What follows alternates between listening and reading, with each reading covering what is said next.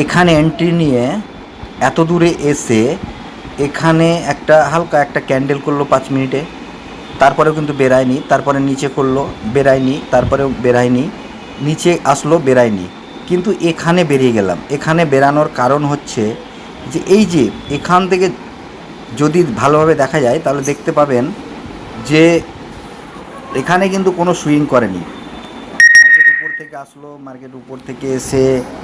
Market উপর থেকে এসে প্রথম একটা ক্যান্ডেল করলো 5 মিনিটে, কিন্তু তারপরে আমি বেরাইনি।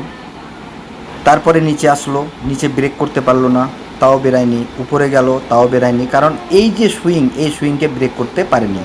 এই যে সুইংটা, এই সুইংটাকে ব্রেক করতে না পারার কারণে বেরায়নি।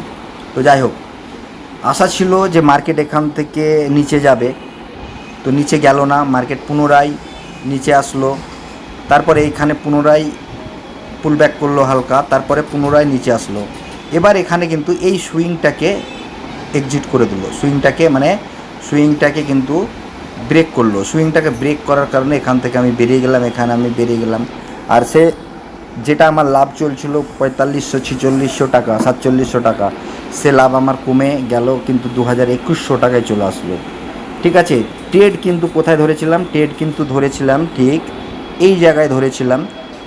এই যে লাল দাগ দেখছেন, এই যে লাল দাগ, এই যে মিডলে একটা লাল দাগ দেখা যাচ্ছে, এইখানে ট্রেড ধরেছিলাম। ওখান থেকে এত দূরে আসলাম, এইখানে কিছুক্ষণ কনসলিডেট করলো, উপর নিচে করাতে আমার সেই 4500 4700 টাকাটা হয়ে গেল ডাইরেক্ট 2000। তো এখন আমি এক্সিট করে গেলাম, কারণ এখান থেকে মার্কেট উপরে যদি চলে যায় তাহলে একটা ভয়ের ব্যাপার, তাহলে আমার লস হয়ে যাবে। আর আমি আগেই বলেছি যে আমি কিন্তু লস করব না, আমি অল্প লাভ নিয়েও বেরাবো, কিন্তু লস করব না। তো ওই হিসাবে আমার কিন্তু যে সিস্টেম, সেই সিস্টেমে আমি কিন্তু এখানে এক্সিট করে গেলাম।